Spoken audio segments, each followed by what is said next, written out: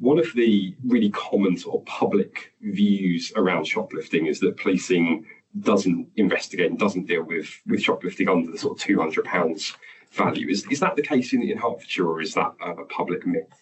It is a complete public myth, and I'm not entirely certain how it's got out there, because we have heard that, but it's categorically not true. We have no policy around unless it's over £200. We're not interested in not going to get engaged with it. And just to underline that, I asked my team to go and look at the last 10 cases of shop theft that we've charged individuals, and to tell me what value of stolen goods that related to. And of those 10, none of those cases were where the goods have been over £200. One of the 10, the value is not known, so I don't know. Of the other 10, of the other 9, I've got documented what values they were. The highest value of those 9 was £177.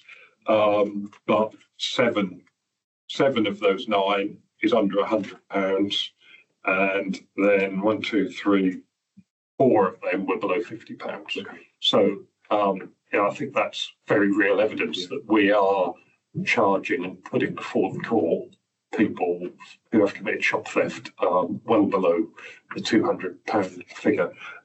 One thing that we do is, in making the decision when people have offended as to what is the appropriate route to take them through an outcome, be they charge them before court or consider other out-of-court disposals, maybe a police caution in some cases, or other diversionary activity. We operate a matrix that includes a number of factors that helps determine the scoring to that. Yes. So things that would add gravity and be aggravating factors is perhaps where an adult has encouraged a child to steal, where someone is particularly prolific, where violence may have been offered or used, would make it much more likely that we are going to charge.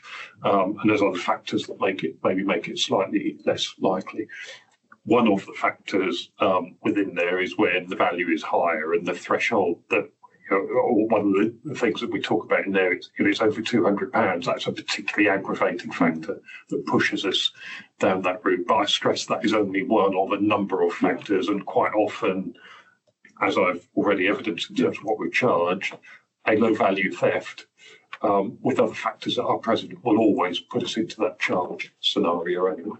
Thank you. That's really reassuring to hear, and actually, quite striking that 4 of those the last 10 being below £50. And I hope retailers will find that reassuring that robust approach is being taken in Hertfordshire to shop theft of all levels. That's really useful to understand.